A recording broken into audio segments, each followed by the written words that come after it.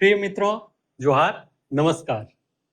आपका आज के इस वीडियो में बहुत बहुत स्वागत है और मुझे यकीन है कि आपकी पढ़ाई पूरी अच्छी तरह से चल रही होगी, फुल स्पीड में चल रही होगी। और मित्रों, मैं चाहता भी हूँ कि आप सीजनल पढ़ाई ना करें, आप कंटिन्यूअस सालों भर पढ़ाई करें, ताकि जब भी परीक्षा सामने में आए आपको ज़्यादा परेशानी ना हो और आप उसको आसानी से और पूरे फोर्सफुल तरीके से उसका सामना कर सकें। तो मित्रों, जैसा कि आपको मालूम है कि मैं पूर्व में झारखंड रिलेटेड टॉपिक्स से संबंधित आपका क्लास ले रहा था, अभी भी लेता रहूंगा। लेकिन जैसा कि आपने शेड्यूल में देखा होगा कि जो जेपीएससी के 6th पेपर हैं, 6th पेपर में आपका भौतिक विज्ञान मतलब फिजिकल साइंस पहला सेक्शन है, दूसरा आपका बायो साइंस, लाइफ साइंस, और तीसरा उसमें एग्रीकल्चर साइंस, चौथा इन्वायरमेंटल साइंस और पांचवा science and development, science and technology development. इस तरह से वो 5 उसके खंड हैं। इस कड़ी में साइंस में आपने देखा, आपने अमन सर से फिजिकल साइंस और बायो साइंस पढ़ लिया है। साथ ही साथ जो इसका ई सेक्शन है, साइंस एंड टेक्नोलॉजी डेवलपमेंट, उसका भी अमन सर से आपने क्लास ले लिया है, पढ़ लिया है। इसके अलावा ऋत्विक सर का जो ईवीएस वाला क्लास है, उसका भी आपने वीडियो लेक्चर देख लिया होगा। तो अब इसका जो बचा हुआ रिमेनिंग पार्ट है एग्रीकल्चर साइंस, उससे संबंधित टॉपिक लेने के लिए मैं यहाँ आपके सामने हूँ। और जैसा कि आप अपना सिलेबस देख पा रहे होंगे, इसमें कुल 5 सेक्शन है, 5 चैप्टर है। तो इन 5 चैप्टर को हम लोग कोशिश करेंगे कि इसमें कवर करें। और मैं चाहूंगा कि आपको being agriculturist, being forester and being student from a agriculture family, आपको इसका अच्छे से अध्ययन करा सकूं और इस पर आपको मटेरियल भी मैं अच्छा से अच्छा मुहैया करा सकूं। तो चलिए अब इस दिशा में हम आगे बढ़ते हैं और देखते हैं कि इसमें क्या क्या चीज निहित है। तो सबसे पहले फ्रेंड्स, मैं आपको बता दूं कि जो टॉपिक हम कवर करने जा रहे हैं उसमें आप मेन सिलेबस का अगर आप देखेंगे तो सामान्य विज्ञान, पर्यावरण एवं प्रौद्योगिकी इस नाम से है। और ये कुल 5 पार्ट्स में, इसके कुल 5 पार्ट्स हैं। तो इस 5 पार्ट्स कहिए या सेक्शन कहिए, इस 5 पार्ट्स के 4 पार्ट्स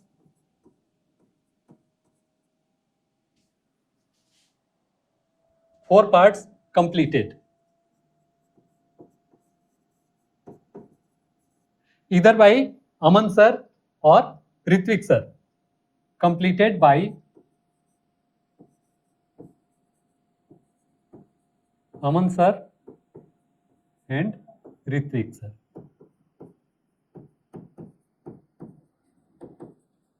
अब जो एक रिमेनिंग पार्ट बच रहा है आपका, उसके लिए मैं यहाँ हाजिर हूँ और मैं चाहूंगा कि आपको इसमें जितना भी हो सके, क्योंकि इस फील्ड में मेरी स्पेशलिटी रही है, 24-25 सालों तक मैंने जो किया है इससे रिलेटेड वर्क, और जिसे मैंने अनुभव किया है डिफरेंट फील्ड में अपने सर्विस के दौरान, या एक कृषक परिवार से होने के नाते मैंने जितना कुछ सीखा है, मैं चाहूंगा कि आपको एग्रीकल्चर साइंस से रिलेटेड जो भी हो उसके बारे में आपको मैं बताऊं। तो सबसे पहले तो मित्रों, मैं आपसे यह बोलूंगा, यह कहना चाहूंगा कि साइंस नाम से आप घबराएंगे बिल्कुल नहीं। एग्रीकल्चर साइंस से आप बिल्कुल ही ना घबराएं कि इस टॉपिक में साइंस जुड़ा हुआ है। इनफैक्ट यह जो टॉपिक है यह पूरी तरह से एक प्रकार से ज्योग्राफी और इकोनॉमिक्स का मिला जुला रूप है, जिसको हमें झारखंड के परिप्रेक्ष्य में पढ़ लेना है, बस इतना ही। इसलिए साइंस का पोर्शन इसमें कहीं कुछ नहीं है, और जो है भी वह इतना सिंपल है, इतना ट्रिवियल नेचर का है, इतना बेसिक नेचर का है कि उससे आपको कहीं भी परेशानी नहीं होगी, और जहां कहीं भी परेशानी होगी उसको दूर करने के लिए हम लोग यहाँ हैं। तो मित्रों, जैसा आप देख पा रहे हैं कि इसका जो टॉपिक है वो क्या है।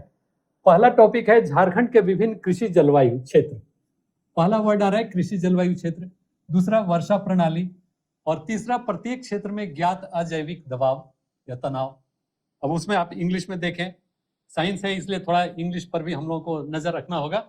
Different agroclimatic zones of Jharkhand, rainfall pattern and non abiotic stress.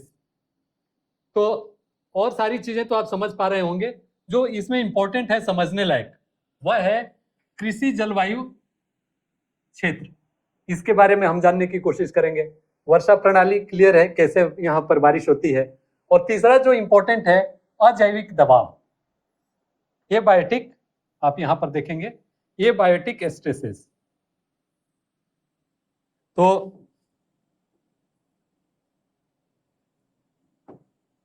Abiotic stresses, तो सबसे पहले हम डिस्कस कर लें पहले वाले टर्म के बारे में, कृषि जलवायु क्षेत्र। कृषि जलवायु क्षेत्र इनफैक्ट पूरे इंडिया को नीति आयोग ने, या आप कहें नीति आयोग ने 15 भागों में डिवाइड कर रखा है डिफरेंट पैरामीटर्स के ऊपर में। तो एग्रो क्लाइमेटिक जोन हम उसको कहते हैं कि जो एक पैरामीटर, एक तरह के वहाँ क्लाइमेट, सॉइल और वहाँ के कंडीशन, फिजिकल कंडीशंस के बेसिस पर जो उसका डिमार्केशन किया गया है वह एग्रो क्लाइमेटिक जोन कहलाता है। कृषि जलवायु क्षेत्र, एग्रो क्लाइमेटिक जोन। तो इस प्रकार पूरे कितने हैं, पूरे 15 भागों में नीति आयोग ने देश के पूरे क्षेत्र को बांट कर रख दिया है। और उसके लिए जो उसने कुछ कुछ पैरामीटर्स रखे हैं उसके बेसिस पर, चाहे वो सॉइल हो, चाहे वहाँ का वेजिटेशन हो, वहाँ का टेम्परेचर हो, वहाँ रेनफॉल हो, इन सारे चीजों के बेसिस पर ये डिमार्केशन किया गया है। तो ये क्लियर है कृषि जलवायु क्षेत्र। उसके बाद ये बायोटिक, अजैविक दबाव। ये बायोटिक, अजैविक मीन्स जिसमें जीवन नहीं है। तो ये बायोटिक जो पैरामीटर्स है, जो फैक्टर्स है, वह भी हमारे लाइफ में बहुत बड़ा रोल प्ले करता है। जो बायोटिक है, बायोटिक मीन्स जिनमें लाइफ है, जीवन है, उनके ऊपर में ये बायोटिक का बहुत अधिक प्रभाव पड़ता है और उसी के वशीभूत, उसी के तहत उन्हें एक्ट करना पड़ता है। क्योंकि अगर अब आप ये बायोटिक में क्या बोलेंगे, जैसे रेनफॉल हो गया, रेनफॉल, टेम्परेचर,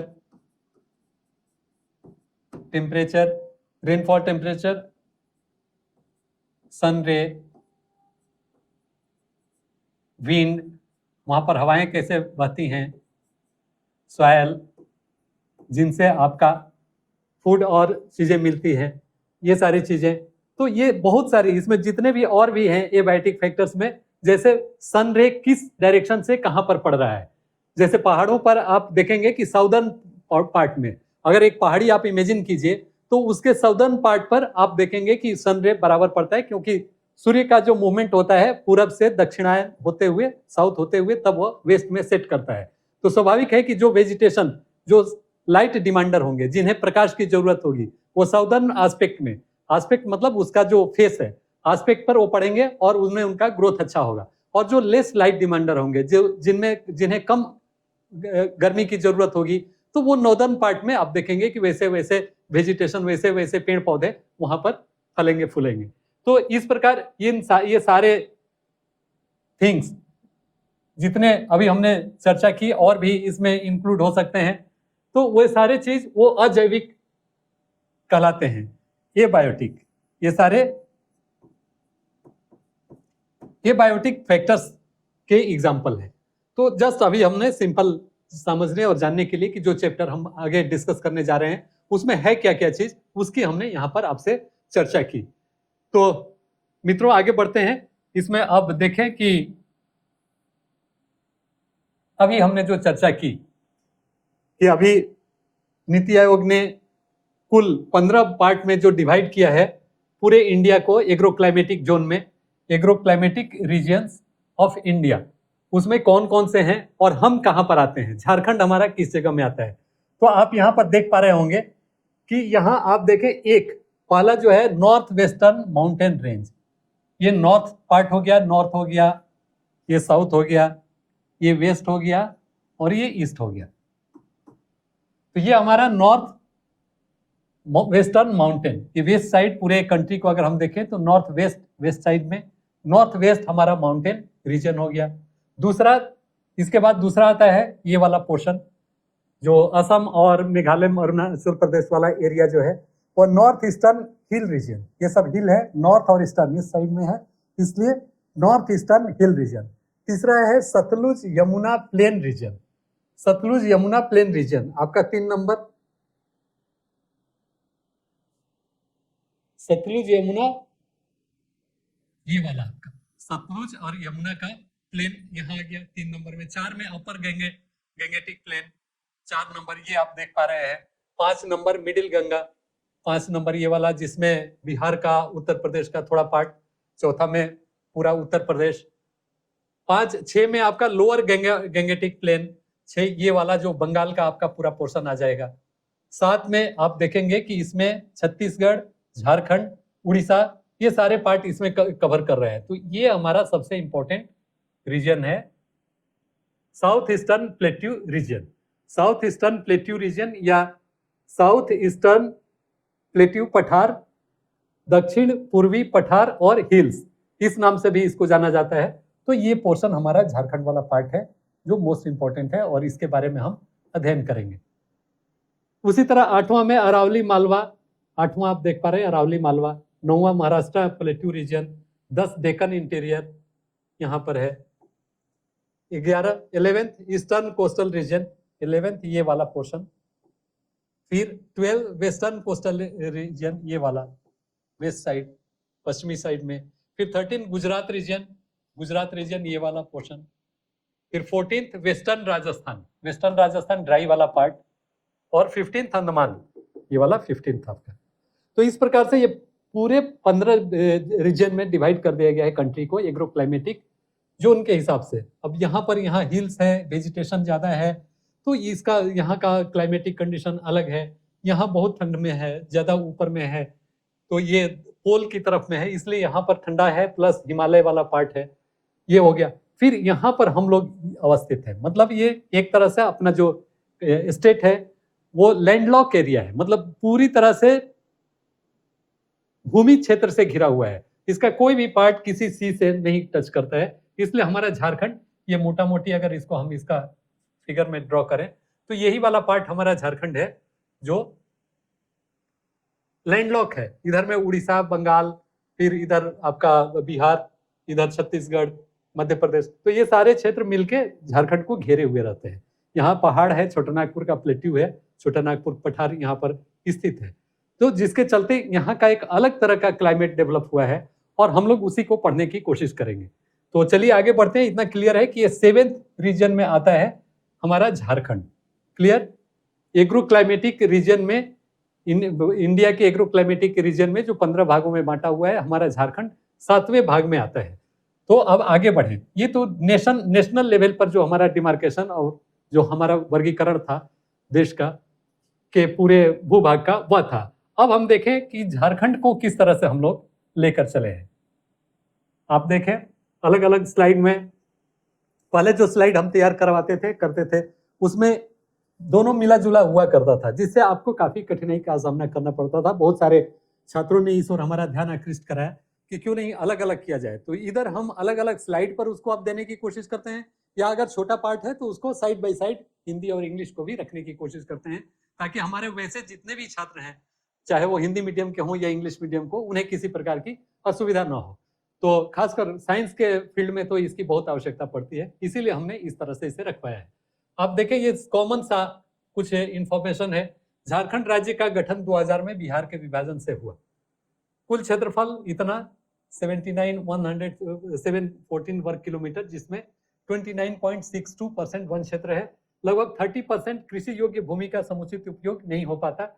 यह आदिवासी बहुल राज्य है जो वनों पर निर्भर करता है। क्लियर है? Jharkhand state was formed in 2000 after the bifurcation of Bihar. और इसके पहले भी बिहार के बारे में हमने कहा था कि किस प्रकार उसका उड़ीसा से और उसके पहले बंगाल से इसका विभाजन हुआ था। फिर total area 79,714 square kilometre, of which इतना इज फॉरेस्ट कवर। ये चेक आप कर लेंगे कि 223 का डाटा है या उसके 221 का 2021 का डाटा है, मतलब 2021 का डाटा है या 23 का डाटा है, ये चेक कर लेंगे। मेरे ख्याल से ये होना चाहिए वही अभी का ही, लेकिन मैं चेक करके भी आपको इन्फॉर्म कर दूंगा। फिर nearly 30% of cultivable land is not properly utilised.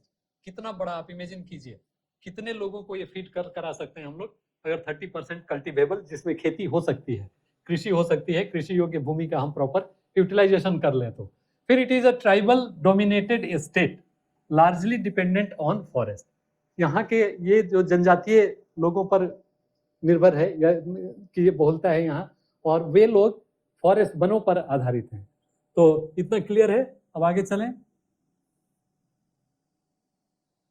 अब कृषि, उसी का यहाँ पर थोड़ा सा रिपीटेशन है। कृषि जलवायु क्षेत्र का classification of agro climatic zones. योजना आयोग, जो बाद में अब नीति आयोग हो गया है, योजना आयोग ने देश को 15 कृषि जलवायु क्षेत्र में विभाजित किया। झारखंड पूर्वी पठार और पहाड़ी क्षेत्र, इसका हिस्सा है 7th में, जोन 7th में है, जोन 7।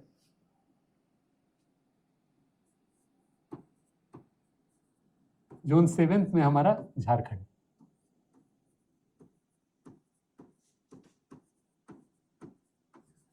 क्लियर? पहाड़ी क्षेत्र का हिस्सा है Jharkhand, part of the eastern plateau and hills region. Eastern plateau इसका हिस्सा है। अगेन अभी हमने देखा देश के भागों में, लेकिन डिफरेंट क्लाइमेटिक फैक्टर्स और डिफरेंट वहां क्या लोकल जो एबायोटिक फैक्टर्स के बेसिस पर, एबायोटिक और बायोटिक फैक्टर्स के बेसिस पर इसको फिर से 3 भाग में, राज्य को 3 कृषि जलवायु क्षेत्र, ये राज्य का है, इसमें आप कंफ्यूजन नहीं करेंगे। State is divided into 3 agro climatic zones, ये स्टेट का है। उसमें कौन कौन से हैं कि मध्य और उत्तर का पठार, पश्चिमी पठार और दक्षिण पूर्वी का पठार, सेंट्रल एंड नॉर्थ ईस्टर्न, ये इसी का पार्ट है। ये पहला, ये दूसरा, ये तीसरा, 1 2 3, central and north eastern plateau, दूसरा वेस्टर्न प्लेट्यू एंड तीसरा साउथ ईस्ट ईस्टर्न प्लेट्यू। अब मैप में आप देखेंगे तो ज्यादा क्लियर हो पाएगा। आप देखिए, ये मैप आपका है agro climatic reason of Jharkhand. इसमें आप देख पा रहे हैं, ये अब हमारा नॉर्दर्न पार्ट होगा, नॉर्थ, ये साउथ, ये ईस्ट और ये हमारा वेस्ट। तो आप देखें, इसके बेसिस पर क्लियर हो जाएगा आपका।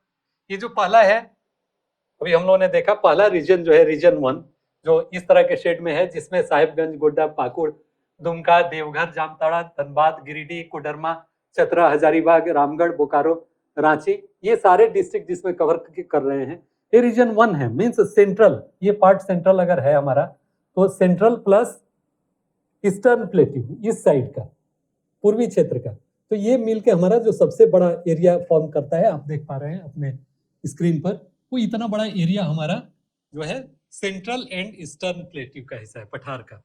फिर दूसरा अब देखें वेस्टर्न प्लेट्यू, ये वेस्ट साइड का है, पश्चिमी। तो ये वाला जो आपको ब्लू कलर में दिखाई दे रहा है, जिसमें पलामू, गढ़वाल, लातेहार, लोहरदगा, गुमला, सिमडेगा, खूंटी, तो ये सारे डिस्ट्रिक्ट जो हैं वो इसमें कवर्ड हैं सेकेंड रीजन 2 में। फिर रीजन 3 में जो बच गए साउदर्न, इसमें बहुत थोड़ा सा ही है, और ये हर महीने में ये एक अलग बनाता है, जो कोल्हान का क्षेत्र है, जिसमें सरायकेला, वेस्ट सिंहभूम और ईस्ट सिंहभूम क्षेत्र शामिल है, कोल्हान वाला क्षेत्र। तो इस प्रकार ये हमारा 3 रीजन में यहाँ के एग्रो क्लाइमेटिक जोन को बांटा गया है। क्लियर?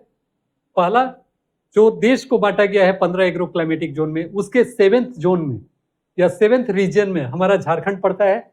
और फिर झारखंड को हमने 3 अलग अलग कैटेगरी में, अलग अलग स्टेट पॉइंट ऑफ व्यू से हम अपने सुविधा, अपने वहाँ के क्लाइमेटिक, बायोटिक और एबायोटिक, मतलब जैविक और अजैविक बेसिस पर हमने डिवाइड किया है। वो जिसमें बहुत सारे फैक्टर्स होते हैं, नदियों का होना, यहाँ कम वेजिटेशन का, कम पेड़ पौधों का होना, या वहाँ अत्यधिक टेम्परेचर और ह्यूमिड नम वातावरण का होना, मिट्टी की थिकनेस, मिट्टी की मोटाई कम और अधिक होना। तो इस प्रकार से बहुत सारे फैक्टर्स हैं जिनके बेसिस पर एक मोटे तौर पर हम लोगों ने एग्रो क्लाइमेटिक जोन में बांटा है। इसमें एग्रीकल्चर, एग्रो और क्लाइमेट, ये दोनों ही रोल प्ले करते हैं। एग्रीकल्चर के लिए कौन कौन से एग्रीकल्चर के लिए कौन सा पार्ट सुटेबल है, प्लस वहाँ का क्लाइमेट किस तरह का है, बिकॉज क्लाइमेट पर एग्रीकल्चरल प्रोडक्ट का बहुत बड़ा इम्पैक्ट होता है, इसीलिए इसको 3 भाग में हम लोगों ने बांटा है। और आप आगे देखेंगे इसका एडवांटेज और डिटेल में। अब इसी का प्रत्येक का यहाँ पर डिस्क्रिप्शन दिया हुआ है। जैसे पहला हम लोगों ने कहा कि central and north eastern plateau, जो राइट साइड वाला हमारा पार्ट था, जिसमें साहिबगंज, गोड्डा, दुमका, ये सारे पोर्शन थे, उनके लिए कुल क्षेत्रफल का ये 44%, सबसे बड़ा हिस्सा, ये आधा से थोड़ा ही कम, ये वही है। ये मध्य और उत्तर पूर्वी का पठार, ये झारखंड के परिप्रेक्ष्य में मैं बोल रहा हूँ। सबसे अधिक शहरीकरण भी इसी में, और जनसंख्या का घनत्व भी इसी में ज्यादा है।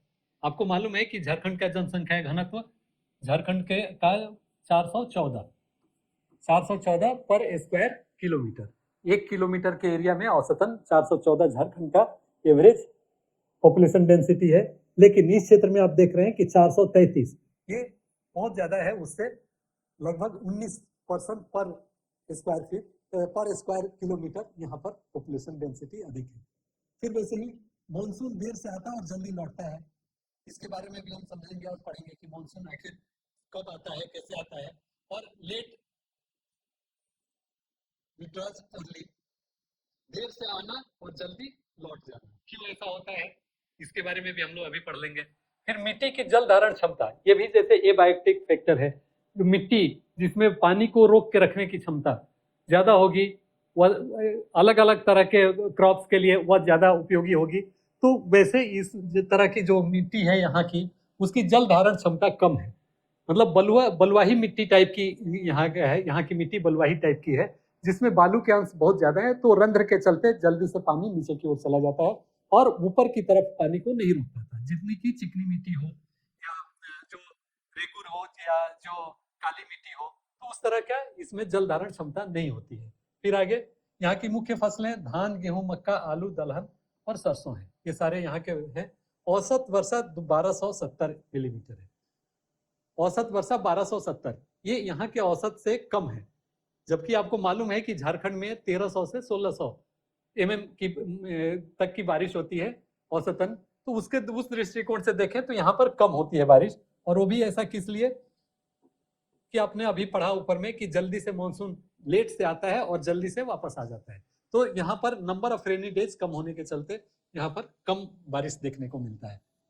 अब और आगे आए, दूसरा पार्ट जो आपने पश्चिमी साइड में देखा था, पश्चिमी साइड में आपने पलामू, लातेहार, गोड्डा, पलामू, लातेहार, गढ़वा, गुमला, लोहरदगा, इसको आपने देखा था। आप रिकॉल कीजिए उस मैप को। तो जो वेस्टर्न साइड में हमने देखा था उसका क्षेत्रफल वो भी बड़ा था। क्षेत्रफल के हिसाब से 39% वो है। और इसमें क्या है, सबसे कम शहरीकृत है ये। वहां पर पेड़ पौधों की बहुतायात है, घने जंगल वहां पर उस क्षेत्र में पाए जाते हैं, सिंचाई के कम साधन है। इसके चलते यहाँ पर कम शहरीकरण हुआ है और उसके चलते यहाँ पर जनसंख्या घनत्व भी उधर के अपेक्षा, ईस्टर्न साइड के अपेक्षा यहाँ पर कम है। आप देख पा रहे हैं 246 व्यक्ति पर स्क्वायर किलोमीटर ही यहाँ पर लोग हैं, जो कि औसत से काफी कम है। हमारा औसत 414 है, लेकिन यहाँ पर केवल 246 लोग ही यहाँ पर देखने को मिल रहे हैं। फिर मॉनसून का अनियमित वितरण, यहाँ पर मॉनसून रेनफॉल भी रेगुलर नहीं है, कभी कम कभी अधिक आता है, ये उसकी खासियत है। जल संरक्षण की कमी, ये हिल एरिया है, हिली है, जिसके चलते यहाँ पर पानी नीचे की तरफ तालाब नदी नालों में चला आता है और ऊपर की तरफ उसका रोक पाना मुश्किल होता है। तो लैक ऑफ वाटर कंजर्वेशन। फिर मेजर क्रॉप्स में क्या है, राइस, यहाँ पर इसलिए भी धान की खेती चारों ओर होती है क्योंकि जो नीचे वाले इलाके हैं, पानी ऊपर से पहाड़ी से या पठार से नीचे ढल के आते हैं, और जो नीचे वाले क्षेत्र हैं, कृषि योग्य जो भूमि है, वहां पर वो यहाँ के लोग मेढ़ बनाकर, बंड बनाकर वहां पर पानी को रोकने की कोशिश करते हैं और उस पानी से धान की खेती, क्योंकि धान की खेती के लिए ज्यादा पानी की जरूरत होती है, धान की खेती यहाँ आराम से हो जाती है। इसीलिए मेजर क्रॉप्स में राइस, मेज थोड़ा कम पानी में भी होता है, बार्ली, लेंटिल, ग्राउंडनट और पीनट। आप यहाँ पर देखें धान, मक्का, जौ, मसूर, मूंगफली और अरहर, ये सारे फसल यहाँ पर हो जाते हैं। कई बार लंबे सूखे की भी स्थिति यहाँ पर देखने को मिली है। Often faces long drought periods. अब आखिरी पर आते हैं, जो हमारा कोल्हान का क्षेत्र है, दक्षिण पूर्वी पठार, साउथ ईस्टर्न प्लेट्यू। कुल क्षेत्रफल का मात्र 17% है। आप देख पा रहे हैं केवल इसमें 3 ही जिले शामिल हैं, पश्चिमी सिंहभूम, पूर्वी सिंहभूम और सरायकेला खरसावां डिस्ट्रिक्ट। पहले ये इंटायर एक ही डिस्ट्रिक्ट हुआ करता था पश्चिमी सिंहभूम के नाम से, बाद में फिर पश्चिमी सिंहभूम, पूर्वी सिंहभूम हुआ और झारखंड क्रिएशन के बाद से सरायकेला खरसावां दोनों जिलों में से कुछ कुछ एरिया को काटते हुए बना दिया गया। तो इस प्रकार इसमें अभी 3 जिले हैं और टोटल हिस्सा राज्य का केवल 17% इसका है। सबसे अधिक शहरी आबादी इसी में है, 35% यहाँ का। हाईएस्ट अर्बन पॉपुलेशन 35% इस क्षेत्र में आपको देखने को मिलेगा। कारण उसमें अब देखें, मिट्टी की उर्वरता कम और अपर्दन अधिक है, soil fertility and high erosion, fertility soil की कम है। फिर मेजर क्रॉप में धान, गेहूं, मड़ुआ, अलसी, अरहर। Major crops rice, wheat, finger, millet, linseed और ये। फिर औसत वर्षा असमान है, केवल 3 जिलों में अच्छी। 3 जिले इसमें आते ही हैं, तो 3 डिस्ट्रिक्ट में है। तो ये इस प्रकार से लो सॉइल फर्टिलिटी के पीछे रीजन ये है कि यहाँ पर जो बारिश होती है वो बारिश, उसमें उर्वरता, मिट्टी की उर्वरता कम और अपरदन अधिक होती है। ऊपर से निकल के ज्यादा तो होती है, लेकिन ऊपर से वो जो फर्टाइल सॉइल है, जो उपजाऊ मिट्टी है, उसको अपने साथ बहा के लेके चली जाती है, और इसके चलते नदी नालों में वो मिट्टी, उपजाऊ मिट्टी चली जाती है, जिसके परिणाम स्वरूप इसकी उत्पादकता, मिट्टी की उत्पादकता और इसमें मिट्टी क्षरण की संभावना हमेशा बनी रहती है, और जिसके चलते यहाँ की मिट्टी में इरोजन होते रहता है और इसके उपजाऊपन भी कम होते रहता है। लेकिन मेंटेन कुछ इसलिए हो जाता है कि यह क्षेत्र भी पूरी तरह से पेड़ पौधों से आच्छादित रहा है, अधिकांश हिस्सा इसका। तो जो उससे लीफ गिरते हैं और फिर वो सड़कें ह्यूमस का निर्माण करते हैं, उनके चलते उस मिट्टी में उस ह्यूमस के बनने के चलते उसकी उत्पादकता थोड़ी बढ़ती है, उपजाऊपन बढ़ता है, और जिसके चलते यहाँ ये सारे फसल जिनका जिक्र हम लोगों ने कहा किया, धान, गेहूं, मड़ुआ, अलसी, अरहर इत्यादि, ये सब का हो जाता है। तो आई होप यहाँ तक हम लोग क्लियर हैं। तो अब आगे बढ़ें।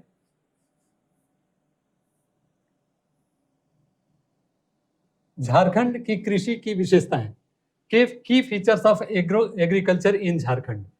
अब इसमें देखें, जैसे आप अगर बिहार की बात करें तो वो एक समतल भाग है, गंगा का मैदानी भाग है, वह लगभग प्लेन है, और वहाँ की मिट्टी काफी उपजाऊ है, वहाँ पर सिंचाई की भी सुविधा बहुत अधिक है, वहाँ मिट्टी की जल धारण क्षमता भी बहुत अधिक है, इसलिए कम बारिश में भी, कम पानी में भी वहाँ की फसलें अच्छी हो जाती है, जबकि यहाँ पर ऐसा नहीं हो पाता।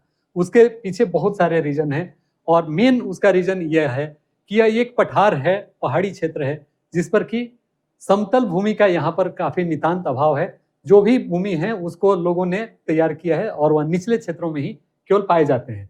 जो पहाड़ के ऊपर में खेती किए जाते हैं झूम कृषि के रूप में, अभी इस साल किया फिर उसको छोड़ दिया, तो इससे बहुत अधिक नुकसान मिट्टी को भी पहुंचता है, और वहाँ के इन्वायरमेंट को भी, वहाँ के पूरे इकोसिस्टम को पर उसका प्रभाव पड़ता है, और इसी के चलते यहाँ पर मिट्टी का क्वालिटी भी डे बाई डे डिटोरिएट करता है। तो इसमें अब आप देखें, भूमि उबड़ खाबड़, मतलब प्लेन नहीं, और नदियां मौसमी हैं। जब रेनी सीजन होता है तभी यहाँ की नदियों में पानी आता है, ये साल भर बहने वाली यहाँ पर बहुत कम नदी है, जिसके चलते यहाँ पर हमेशा ही सिंचाई की असुविधा बनी रहती है। Land is undulating and rivers are seasonals. फिर रेनफॉल, वर्षा अनियमित और भूजल स्तर कम है। Rainfall is irregular, ground water level is लो।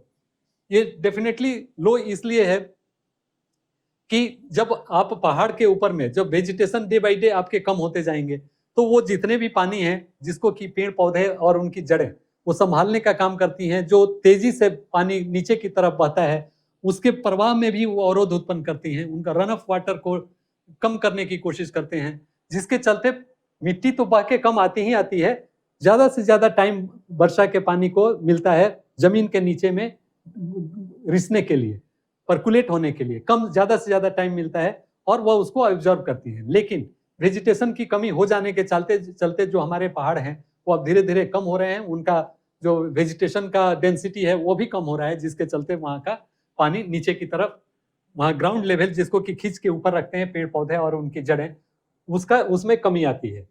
तो soil has low water retention.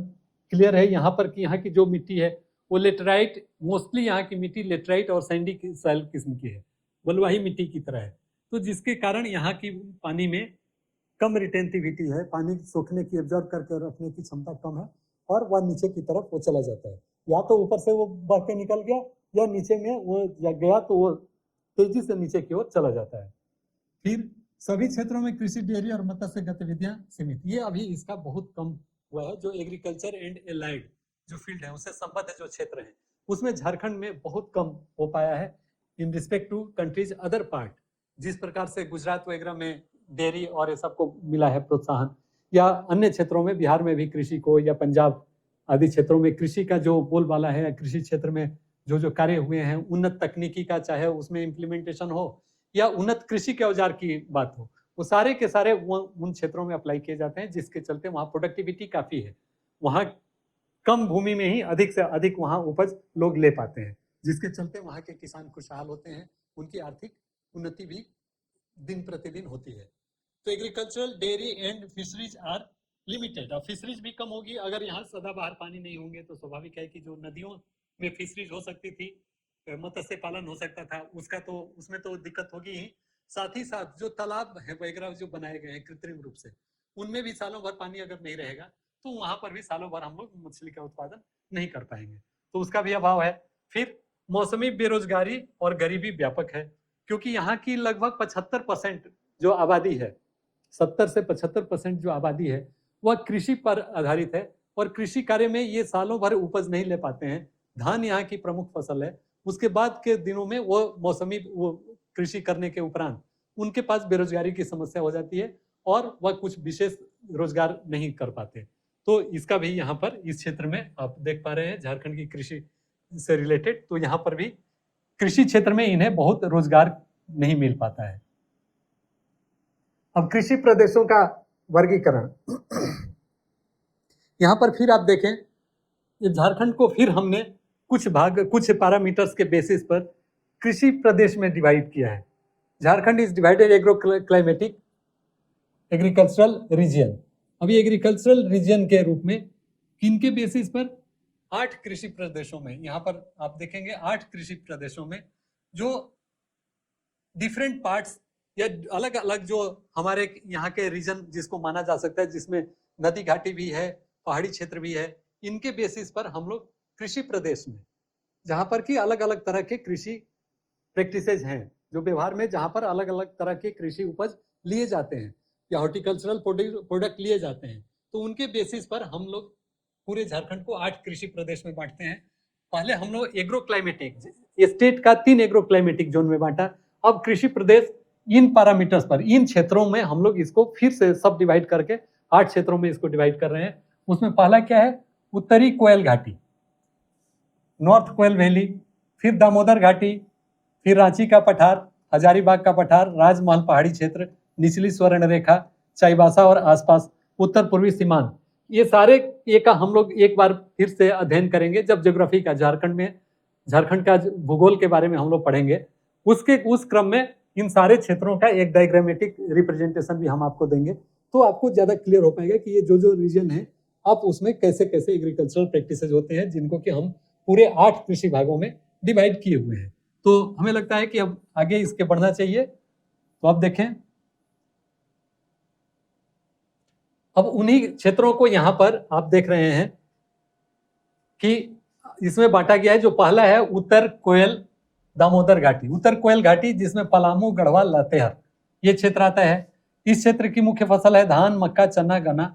अत्यधिक वर्षा और अत्यधिक सूखे क्षेत्र दोनों पाए जाते हैं इसमें, इसका ये स्पेशलिटी है।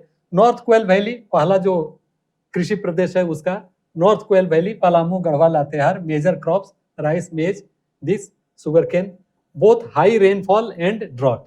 ये दोनों का, कभी कभी अत्यधिक वर्षा होगी, कभी सुखाड़ पड़ जाएगा। तो इस प्रकार से इस क्षेत्र की ये कॉमन फीचर है। अब दूसरे पर आते हैं, उत्तरी कोयल, इसको अगर हम 2 बोल लें तो पहला वो था जो 8 प्रदेश में हम लोगों ने बांटा है। तो उत्तरी कोयल और दामोदर घाटी, उत्तरी कोयल दामोदर घाटी, इसमें कौन कौन से जिले आएंगे? बोकारो, धनबाद, रामगढ़। फिर मिट्टी यहाँ की बलुई, कम उत्पादक है। मुख्य फसलें धान, मक्का, तिलहन। शहरीकरण और उद्योगों के कारण सब्जियों और नकदी फसलों का विकास। अब यहाँ पर आपने देखा होगा कि पॉपुलेशन डेंसिटी बहुत अधिक है, जिसके और शहरीकरण भी यहाँ इस क्षेत्र में बोकारो, धनबाद, रामगढ़ क्षेत्र में बहुत हुआ है, चाहे वो माइनिंग के चलते हो, सेल के चलते हो, ये इन सब कारणों से यहाँ पर पॉपुलेशन डेंसिटी बढ़ा और उसके चलते सब्जियों की आवश्यकता हुई और नकदी फसल, वहाँ के लोग थोड़ा जब कैपेबल हुए तो नकदी फसल भी उन्होंने उगाना शुरू किया। तो यह है urbanisation and industries promoted vegetables and cash crop farming. तो ये एक अच्छी डेवलपमेंट हुई, भले ही वहाँ का सिस्टम, वहाँ का जो नेचुरल सिस्टम था, प्राकृतिक जो वहाँ का स्वरूप था, उसमें परिवर्तन आया, लेकिन इसके कृषि के, सब्जियों और नकदी फसलों के दृष्टिकोण से यह क्षेत्र तरक्की किया। और वैसे भी जो क्षेत्र शहरीकरण के, शहर के आसपास में होते हैं, वहाँ पर कैश क्रॉप्स या वेजिटेबल्स ये सब का मार्केट हमेशा अपने आप बढ़ जाता है।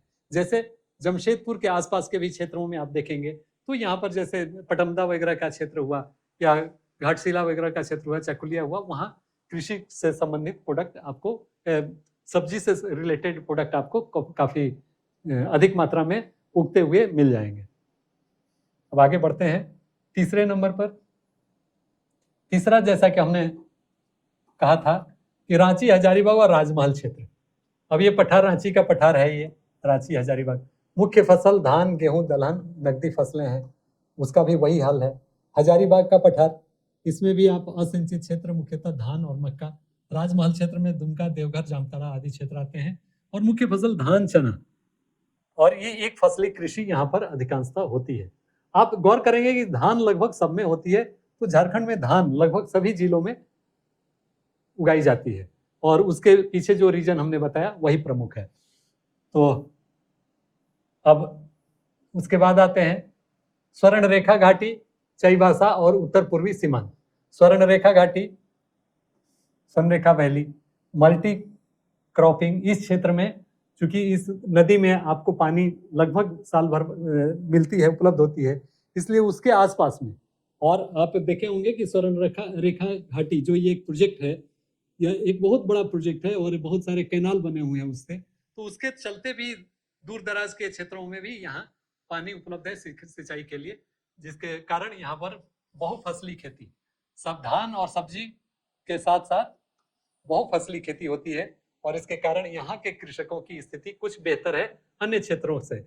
वैसे ही चाईबासा क्षेत्र में चावल, मक्का, चना, सब्जियों की खेती हो रही है। उत्तर पूर्वी सीमांत में उपजाऊ भूमि, सिंचाई की सुविधा उपलब्ध है। मुख्य फसलें धान, गेहूं, मक्का, अरहर, ये सब अपेक्षाकृत विकसित कृषि क्षेत्र में आता है।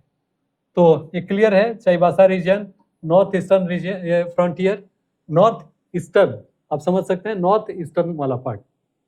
तो इसमें ये सारे ये खेती के हमारे क्रॉप्स थे और रिलेटिवली डेवलप्ड एग्रीकल्चरल इस क्षेत्र में आपको देखने को मिलेगा। फिर झारखंड में अब आइए, अब रियल एक अलग जो टॉपिक हमारा है कि झारखंड में वर्षा प्रणाली का परिचय, मतलब क्या है वर्षा प्रणाली झारखंड में, किस प्रकार की है, इस पर हम डिस्कस करना चाहेंगे। तो मित्रों, सबसे पहले तो यह जानना होगा कि वर्षा आखिर होती क्यों है, वर्षा होने के पीछे का जो साइंटिफिक रीजन है वो क्या है। तो आप देखे होंगे कि जाड़े के दिनों में प्राय कम बारिश होती है और गर्मी के दिनों में वर्षा ज्यादा होती है। और बात की जाए अगर भारत की, तो भारत में जो अधिकांश बारिश है वह मानसून के चलते होता है। साउथ वेस्ट, मतलब साउथ से जो शुरू होके साउथ वेस्ट से जो बनती है हवा अरब की खाड़ी में, वहां से जो चलती है और साउथ इंडिया को पकड़े हुए बे ऑफ बंगाल तक जाती है, वहां से पहले ह्यूमिड एयर के साथ बढ़ती है और लो प्रेशर क्रिएट करते हुए वह बे ऑफ बंगाल में जाती है और वहां से फिर वह पानी उठाते हुए झारखंड और ईस्टर्न पार्ट जो असम और ये सब का क्षेत्र है वहां होते हुए फिर मुड़ते वहां के हिमालय के क्षेत्र से टकराते हुए फिर वह वेस्टर्न साइड में, पश्चिमी क्षेत्र में मुड़ जाती है और उत्तर प्रदेश, बिहार वाले आदि क्षेत्रों से होते हुए एडवांस कर जाती है नॉर्थ और वेस्ट साइड में। तो ये होता है। अब आप गौर करें कि यह हवाएं वहां से नम हवा लेकर आती है। जब बे ऑफ बंगाल से हवाएं चलती हैं, बे ऑफ बंगाल से या अरब की खाड़ी से, तो वहां से जब वो पानी को उठाती हैं अपने साथ साथ, उसमें ह्यूमिड एयर को लेकर आगे बढ़ती हैं, तो लो क्षेत्र, लो प्रेशर आखिर क्यों क्रिएट होता है मेन लैंड में, जो प्रायद्वीपीय भारत है उसमें लो प्रेशर क्यों क्रिएट होता है। तो इसको हम लोग थोड़ा समझने की कोशिश करें तो आप वर्षा के बारे में आप समझ जाएंगे कि आखिर वर्षा कैसे और क्यों होती है। आप गौर करें कि जो समुद्र से सन रे में जो वेपर बनता है, भाप बनता है, वह ऊपर की तरफ उठ के जाता है और बादलों के रूप में वो कंडेंस होके एक सर्टेन हाइट पर वह स्थिर होता है। तो स्थिर होता है, वह नीचे की ओर क्यों नहीं आता, वह हेवी होने के बावजूद भी वह नीचे की तरफ बरसता नहीं, गिरता नहीं, वह उसके बारे में हम जानने की कोशिश करें कि आखिर ऐसा क्यों नहीं होता है, क्यों जब लो प्रेशर होता है तभी वहां से पानी आता है। तो एक्चुअली होता ये है कि मान लीजिए ये बादल हमारा ऊपर में अटका हुआ है पानी के साथ में, नीचे में जो एयर हमारा है, एटमॉस्फेरिक प्रेशर, जो वातावरण में एयर है, हवा है, उसका जो एक प्रेशर है ऊपर की तरफ में, धरती से लेते हुए ऊपर की तरफ में जो उसका एयर का प्रेशर है ऊपर की तरफ लग रहा है और ऊपर में इसका बादल है, तो ये इसको संभाले हुए है। जब ये ड्राई है तो एयर का जो वेट होता है, आप गौर उल्टा प्राय देखने में लगता है कि नम जो आर्द्र हवा है वह भारी होगी और जो ड्राई शुष्क जो हवा है वह हल्की होगी, लेकिन ये कंसेप्ट आपका सही नहीं है। ऐसा इसलिए कि आप देखेंगे कि जो वाटर वेपर है, वाटर वेपर से मिला हुआ जलवाष्प के साथ मिली हुई जो हवा है वह हल्की होगी और बगैर जलवाष्प के साथ जो हवा है वह भारी होगी। ऐसा इसलिए क्योंकि हवा जो है वह आप गौर से देखें और समझें कि हवा है क्या मेनली। तो जो एटमॉस्फेरिक एयर है, जो हमारा वायुमंडलीय जो हवा है, इसमें मुख्यतः दो गैस है, एक ऑक्सीजन, दूसरा नाइट्रोजन। नाइट्रोजन लगभग 78% और ऑक्सीजन लगभग 21% और 1% में बाद बाकी सारी गैसें हैं। तो मेजर इसमें आप देखें कि ऑक्सीजन और नाइट्रोजन, जिसका कि एटॉमिक नंबर इसका हाइड्रोजन का ऑक्सीजन का 16 और हाइड्रोजन का नाइट्रोजन का 8। तो इस प्रकार से इसमें 8 और 16 वाले एलिमेंट इसमें इन्वॉल्व है। लेकिन जब जलवाष्प की अगर बात करेंगे, वाटर वेपर की जब बात करेंगे, तो वहां पर क्या है, H2O। H2O में हाइड्रोजन और ऑक्सीजन, तो हाइड्रोजन से नाइट्रोजन भारी है, तो स्वाभाविक है कि अगर जो ड्राई एयर है जिसमें जलवाष्प नहीं है वह हमेशा भारी होगा इन रिस्पेक्ट टू हाइड्रोजन, मतलब हाइड्रोजन और ऑक्सीजन के मिश्रण वाले गैस से। तो हाइड्रोजन और ऑक्सीजन का मिश्रण वाला जो गैस है उसे हम जलवाष्प कहते हैं या वाटर वेपर कहते हैं, और नाइट्रोजन और ऑक्सीजन वाला जो गैस है उसको हम लोग एटमॉस्फेरिक एयर कहते हैं। तो स्वाभाविक है कि हाइड्रोजन और ऑक्सीजन वाला जो गैस होगा वह हल्का होगा, उसका जो प्रेशर होगा ऊपर की तरफ वो कम होगा, और नाइट्रोजन ऑक्सीजन वाला होगा उसका प्रेशर ऊपर की तरफ में ज्यादा होगा। तो ड्राई डे में, मतलब जब गर्मियों का दिन होता है तो ये इसको संभाल के रखते हैं, लेकिन जब यहाँ से हवा लेके चलती है नम हवा दो प्रकार से बन सकती है। एक जो यहाँ से मानसून के रूप में आपको नम हवा लेते हुए और मेन लैंड में प्रायद्वीपीय भारत में पेनिनसुलर इंडिया में जो इंटर करती है एयर जो मानसून, और वो लो प्रेशर क्रिएट करती है। दूसरा आपका जो बहुत अधिक अगर कहीं वेजिटेशन है, बहुत अधिक पेड़ पौधे हैं, तो उसमें गर्मियों के दिनों में उनकी पत्तियों से ट्रांसपिरेशनल लॉस होता है, जलवाष्प उनकी पत्तियों से निकलता है और वह जलवाष्प अपने आसपास के क्षेत्र में लो प्रेशर क्रिएट करता है, जिसकी बदौलत ऊपर से पानी उस लो प्रेशर के चलते बादल का जो वेट है वो अधिक हो जाता है और वह नीचे बरसने के लिए बाध्य हो जाता है, मजबूर हो जाता है और वहां पर बारिश हो जाती है। इसीलिए हम कहते हैं कि जहां पर अधिक वेजिटेशन होगा, जहां पर अधिक पेड़ पौधे होंगे, वहां पर वर्षा अधिक होगी, क्योंकि वहां लो प्रेशर अपने आप उन पौधों के चलते, वो पेड़ पौधों के चलते वहां पर क्रिएट होते रहेगा और उसके परिणाम स्वरूप जब भी वहां से कोई बादल गुजरेगा तो वहां बरस जाएगा। तो मित्रों, मुझे उम्मीद है फ्रेंड्स कि आप इस थोड़ी से टेक्निकल और पेचीदा चीज को समझ पाए होंगे। फिर भी अगर आप नहीं समझ पाएंगे तो जरूर कमेंट बॉक्स में आप लिखेंगे, मैं कोशिश करूंगा कि इसे वैसे छात्र जो थोड़ा विस्तार में जानना चाहते होंगे उनको मैं और भी कुछ बता सकूं। तो ये क्लियर है कि वर्षा कैसे होती है। अब झारखंड में वर्षा प्रणाली का आप देखें कि क्या क्या सिस्टम है। अब देखें, कर्क रेखा झारखंड के बीच से गुजरती है। The Tropic of Cancer passes through, Ranchi से होते हुए गुजरती है, आपको मालूम है, और खासकर जो टैगोर हिल इसका है वह इसके लाइन के साथ है। Jharkhand making hot climate region, क्योंकि जो Tropic of Cancer and Tropic of Capricorn, ये दोनों के बीच में जो 23.5 डिग्री नॉर्थ 23.5 डिग्री साउथ, इसी पर सन का रे जो होता है वो डायरेक्ट पड़ता है, सीधी पड़ता है, जिसके चलते यहाँ पर बहुत हाई टेम्परेचर वाला ये जोन, ये रीजन होता है, जिसे गर्म जलवायु क्षेत्र माना जाता है। झारखंड मानसूनी वर्षा का प्रदेश है। यहाँ का अधिकांश, यहाँ की बारिश जो होती है वो मानसून के थ्रू मिलता है, तो इसलिए मानसूनी इसका प्रदेश बोला जा सकता है। Jharkhand monsoonal rainfall reason, the average annual rainfall is about 140 centimetre, means 1 mm, और इसका रेंज हमने बताया 1300 से 1500 के आसपास में इसका रेनफॉल पैटर्न, रेनफॉल का ये पड़ता है जगह जगह के रिस्पेक्ट में, और अधिकांश भागों में 125 से 150, क्लियर है, 1250 से 1500 mm वर्षा यहाँ पर होती है। अभी इसके बारे में हम लोग चर्चा कर चुके हैं। फिर अब आगे आते हैं, ग्रीष्म ऋतु की वर्षा झारखंड में का एक यूनिक फीचर है। यहाँ गर्मी के दिन में भी बारिश आपको देखने को मिलता है। खासकर जो लोग रांची और जमशेदपुर के क्षेत्रों में रहते होंगे वह इस चीज़ को फील करते होंगे कि गर्मियों में भी यहाँ समय समय पर सुबह में बहुत गर्मी अगर पड़ी, दोपहर में पड़ी, तो इवनिंग के समय में यहाँ पर आपको बारिश देखने को मिल जाती है, बारिश हो जाती है, जिसके चलते यहाँ का टेम्परेचर कंट्रोल होता है। अदरवाइज अगर ऐसा ना हो तो यहाँ का टेम्परेचर बहुत अधिक हो जाएगा और यहाँ जितने भी वेजिटेशन है वो लगभग वो इंडेंजर्ड हो जाएंगे। तो ये प्रकृति का एक अच्छा सिस्टम है कि यहाँ पर टेम्परेचर राइजेज हाईएस्ट ड्यूरिंग मार्च और मई। बंगाल की खाड़ी और अरब सागर से हवाएं चलकर जून तक झारखंड पहुंचती है और यही मॉनसून का क्रिएशन करती है। मॉनसून तो मार्च महीने में तापमान अधिक हो जाता है। मई में औसत तापमान पूर्वी भाग में ये 29.4 डिग्री सी ईस्टर्न पार्ट में और वेस्टर्न पार्ट में 32।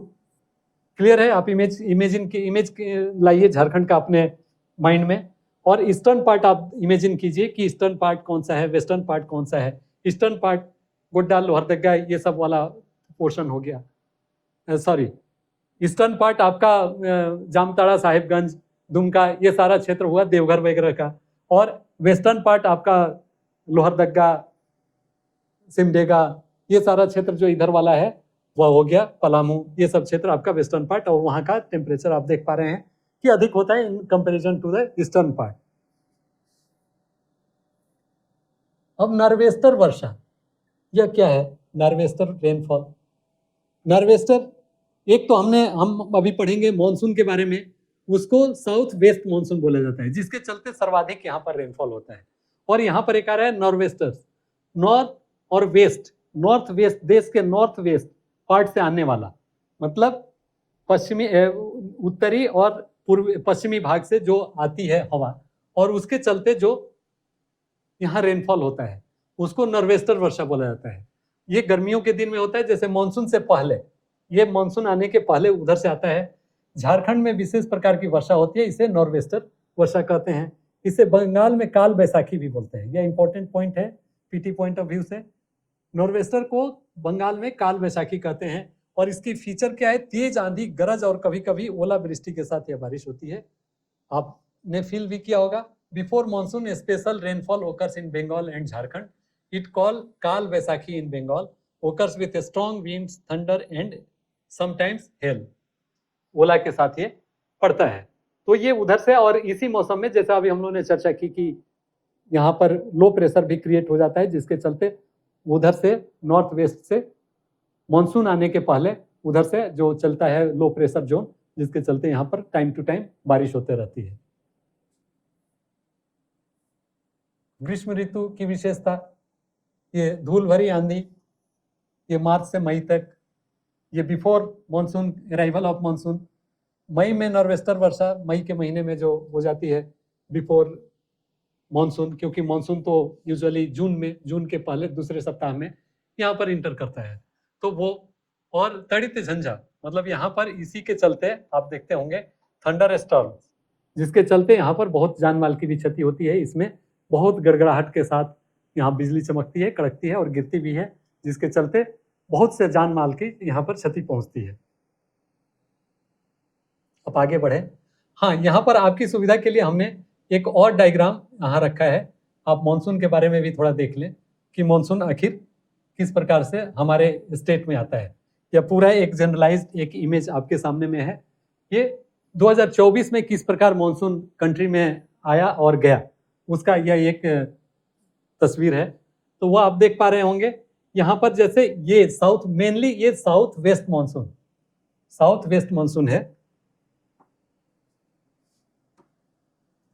South west monsoon, south west इसलिए कि ये साउथ पार्ट है और वेस्टर्न है। ये साउथ भी है कंट्री का और वेस्टर्न पार्ट भी है। तो यहाँ से हवाएं चलती है, यहाँ से समुद्र से हवाएं चलती है।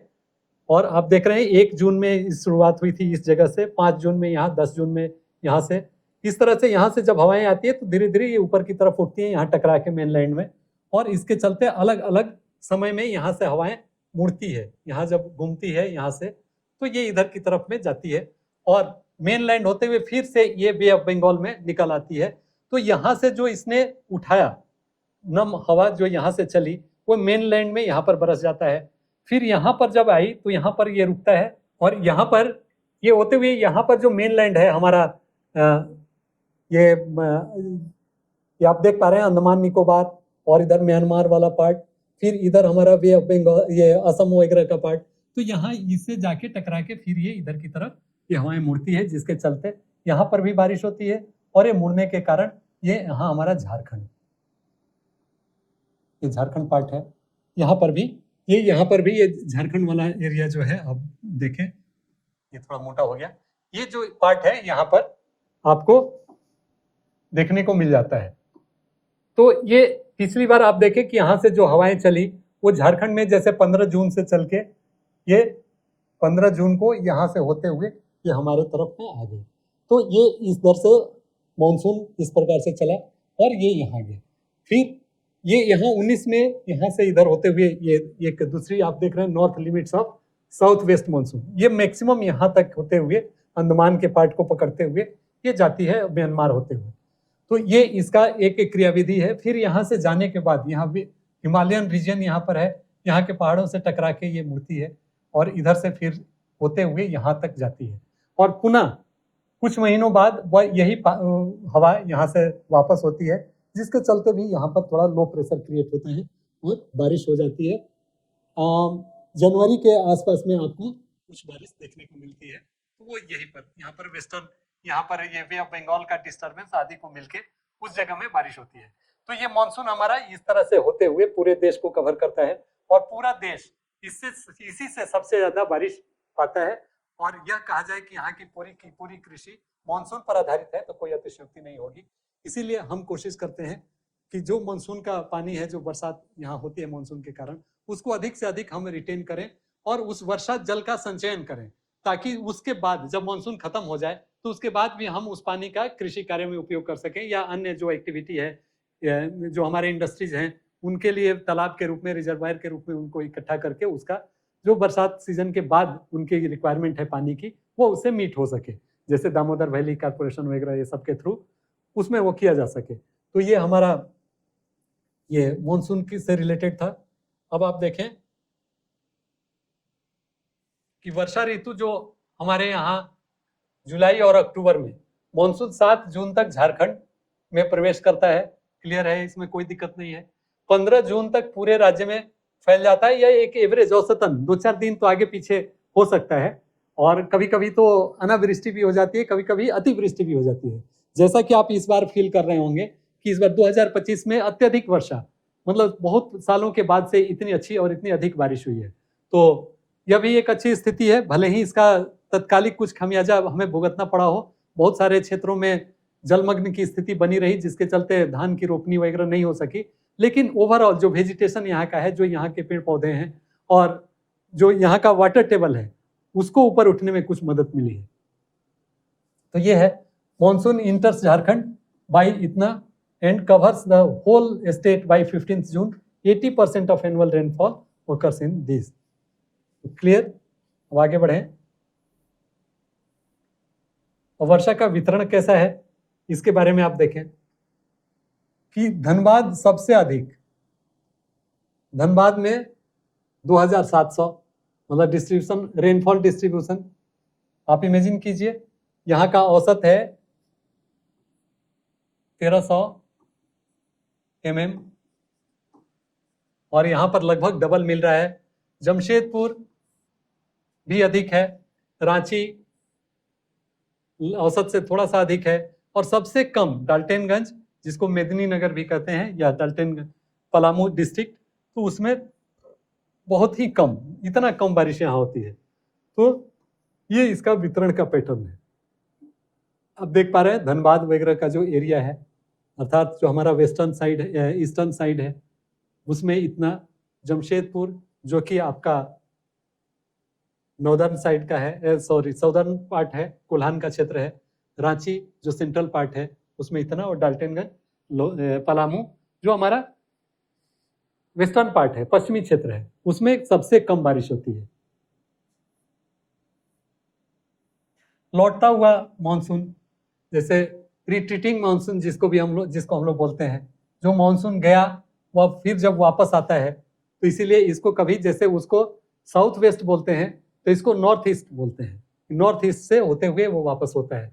मानसून का लौटना 26 से 7 अक्टूबर के बीच होता है। इस समय वर्षा धीरे धीरे समाप्त हो जाती है। अभी का जो मौसम है, धीरे धीरे बारिश कम हो जाती है और rainfall gradually ends during this period.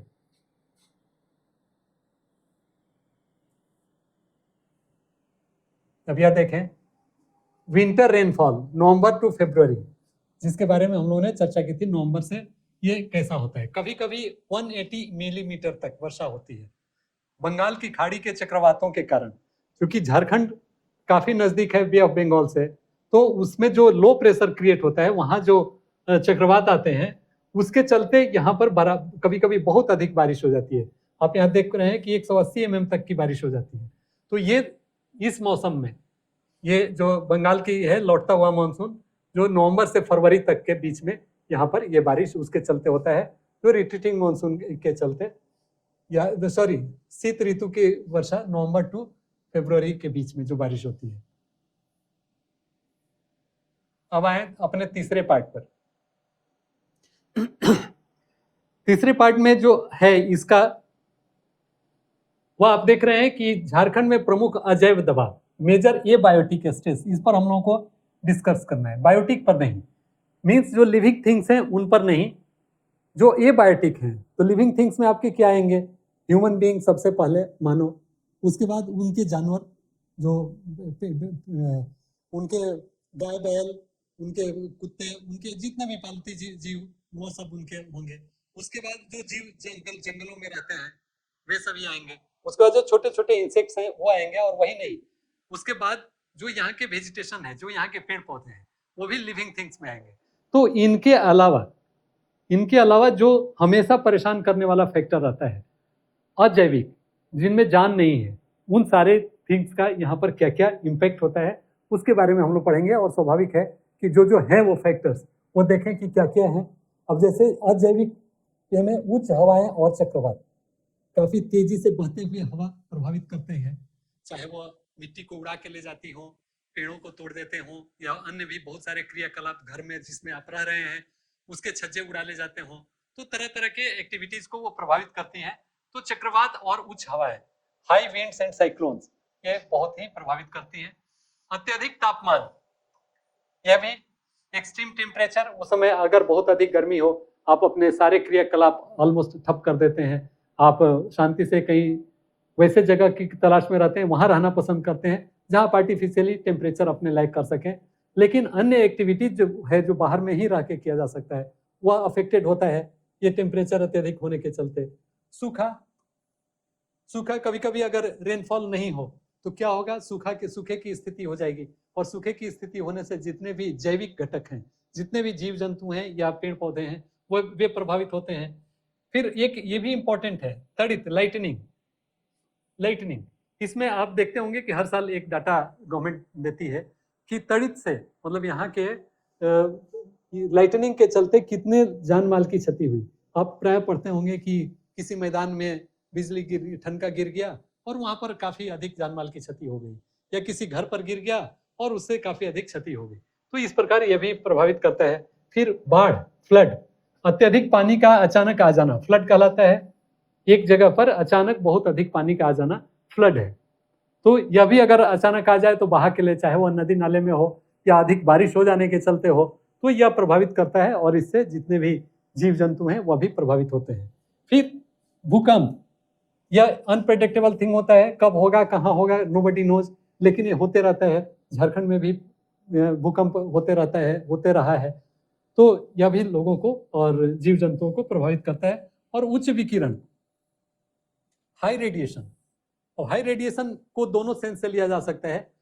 सूर्य की किरणें बहुत तेजी से पड़ना किसी क्षेत्र विशेष पर, या जो यहाँ के रेडियो एक्टिव सब्सटेंस हैं, जैसे जादूगोड़ा वगैरह का क्षेत्र, जहाँ यूरेनियम का खनन होता है, जहाँ यूरेनियम निकाला जाता है और वह हमारे रिएक्टर्स के लिए उसको इनरिच किया जाता है, तैयार किया जाता है और उसे भेजा जाता है। तो जो वो क्षेत्र हैं उसमें उससे निकाला गया, जो ओर हैं उनसे जो निकाल लिया गया, उसमें भी बहुत मात्रा में जो बचे हुए उसके अवशेष हैं उसमें विकिरण वाले तत्व होते हैं, और उनसे निकलते रहता है विकिरण, जो कि जीव जंतुओं के लिए काफी खतरनाक और हानिकारक होता है। और यही रीजन है कि उस क्षेत्र में तालसा वगैरह क्षेत्र हुआ, या जो आपका जादूगोड़ा के आसपास का है, वहां पर बहुत विकलांग बच्चे पैदा होते हैं, या वहां के लोगों के हेल्थ पर काफी इसका बैड इम्पैक्ट पड़ रहा है। तो ये हेजार्डस इफेक्ट इसका बहुत परेशान करता है। तो ये हुए। अब निष्कर्ष के तौर पर जो हम लोगों ने इतनी अभी पढ़ाई की, जो इतनी परिचर्चाएं की, अब उसमें निष्कर्ष के तौर पर हम क्या कह सकते हैं कि समराइज उसको करने की कोशिश करें, तो वो ये है, अभी इस चैप्टर का अंत होने जा रहा है, कि झारखंड की वर्षा प्रणाली मानसून पर आधारित है। Clear, no doubt. Jharkhand rainfall system is monsoon based. ग्रीष्म ऋतु में आंधी तूफान नॉर्वेस्टर और तड़ित झंझा के कारण है। Dust storms, nor'westers and thunder storm are major in summer, गर्मियों में होते हैं। फिर 80% rainfall occurs in rainy season, और रेनी सीजन क्या है? June to July. फिर rest from winter and retreating monsoon, ये भी अभी हम लोग डिस्कस कर चुके हैं। वर्षा ऋतु में 80% वर्षा होती है, जबकि शेष वर्षा शीत ऋतु और लौटते मानसून से। अजैव दबाव, ये biotic stresses affect both agriculture and livelihood. स्वाभाविक है, अभी जितने भी फैक्टर्स की चर्चा हम लोगों ने की, वो ह्यूमन बीइंग के साथ साथ जो इनका मेन एक्टिविटी है ह्यूमन बीइंग का अपने सस्टेनेंस के लिए, अपने को बचाए रखने के लिए, वह है उनका फूड। और फूड का मेजर पार्ट कृषि से आता है, तो कृषि भी इन सारे फैक्टर्स से अफेक्टेड होता है। तो ये बायोटिक फैक्टर्स है, वो ह्यूमन लाइफ को भी करता है, और यहाँ एग्रीकल्चर को भी। Biotic stresses affect both agriculture and livelihood. तो ये रहा ऑल अबाउट चैप्टर 1। तो आई थिंक मैंने इस अध्याय के साथ कुछ न्याय किया होगा, जस्टिस किया होगा, और आप निश्चित रूप से कुछ अच्छी चीजें इस क्लास से आप ले पाए होंगे। तो मित्रों, अब आज के लिए बस इस क्लास के लिए इतना ही। आप सबों को एक बार फिर से धन्यवाद। जोहार, नमस्कार।